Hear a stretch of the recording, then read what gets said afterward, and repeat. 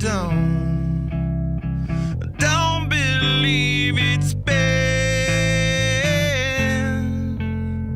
slitting my throat is so...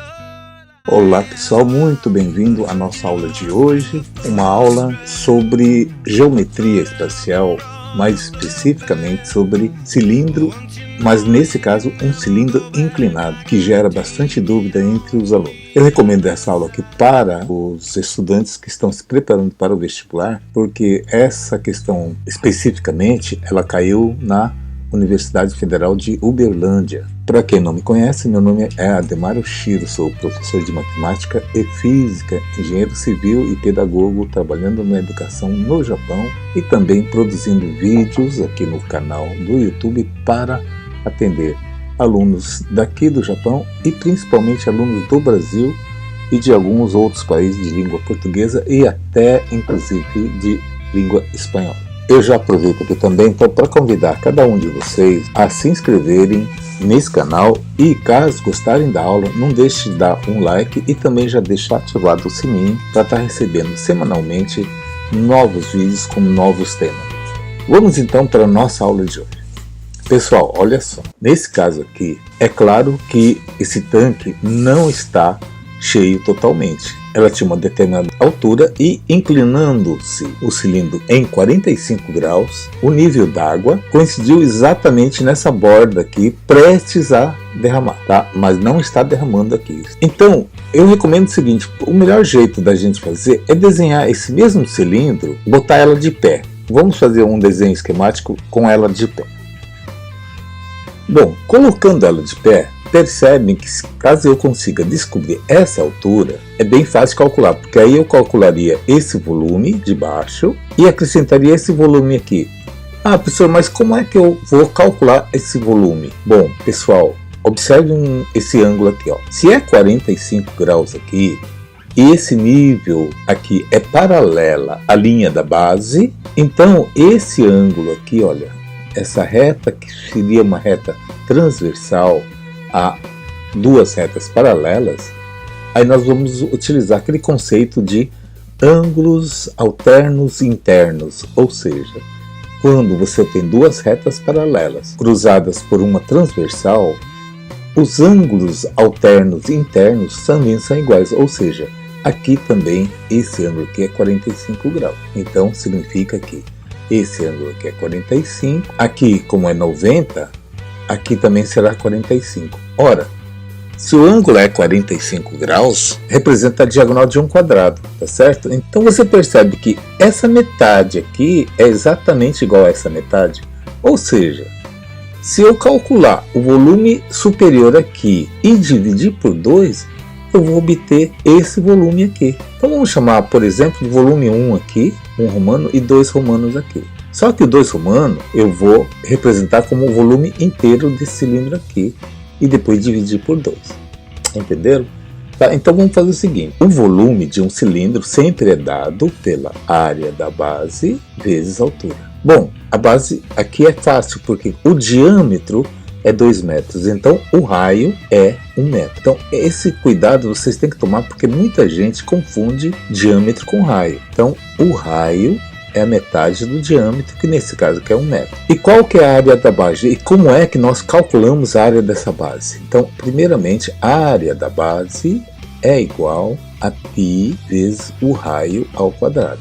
Como o meu raio é 1, então a área da base é igual a 1 ao quadrado é 1. Então, a área da base mede π centímetros quadrados.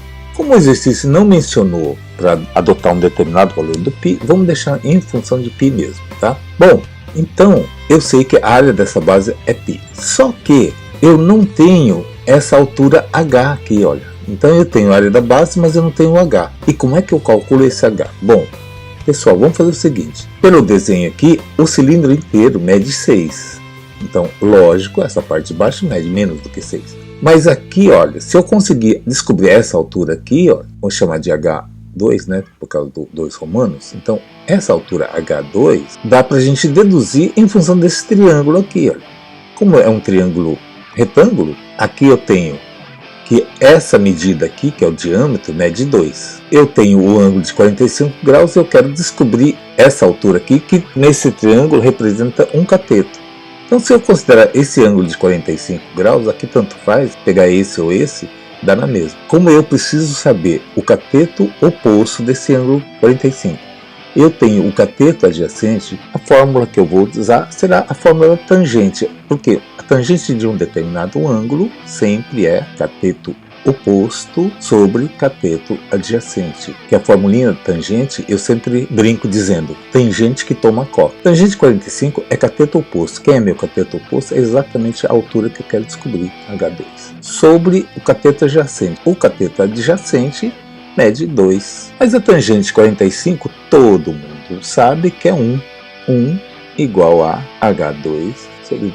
Como o 2 está dividindo, vai passar para cá multiplicando. Então eu posso dizer que a altura 2 é igual a 2 metros. Pronto, então já descobri então que essa alturinha aqui é 2 metros. Ficou bem mais fácil agora. É claro que então o meu H1, chama-se aqui de H1, só pode ser o quê? 6 metros menos o H2. Ou seja, eu vou escrever aqui então, H1 é igual a 6 metros, que era o total, menos o H2, que é 2, que mede então 4 metros.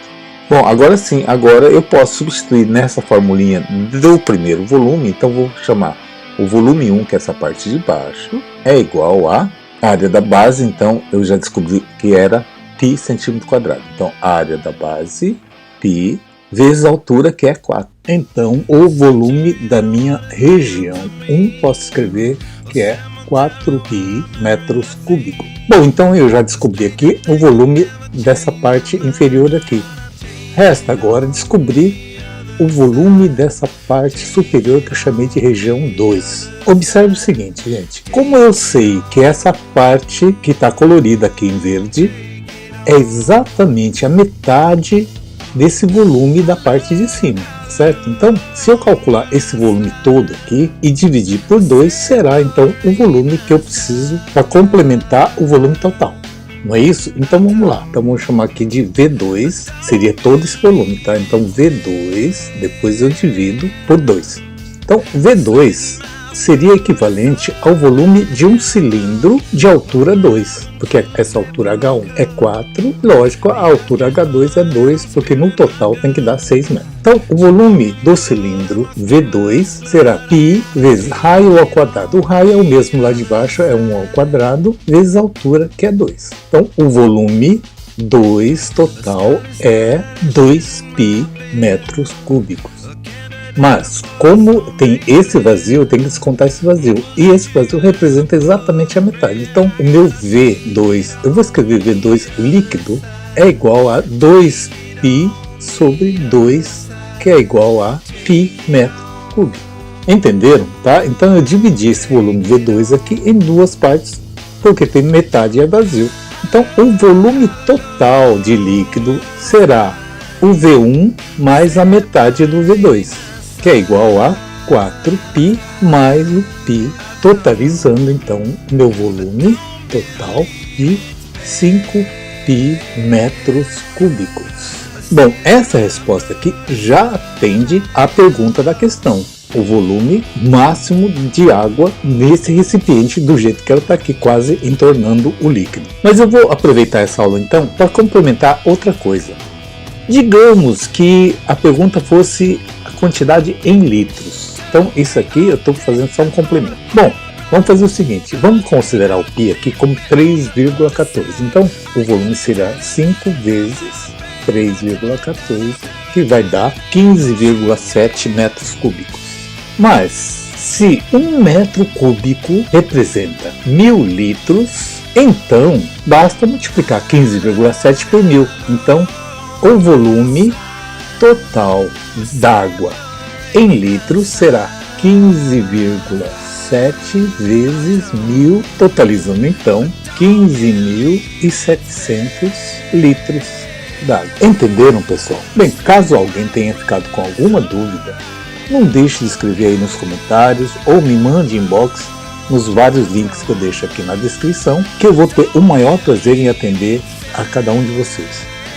Por hoje é só, eu deixo aqui o meu grande abraço a todos e o agradecimento a todos que ficaram até aqui. Espero encontrá-los nas próximas aulas. Fiquem com Deus e até lá, gente. Tchau!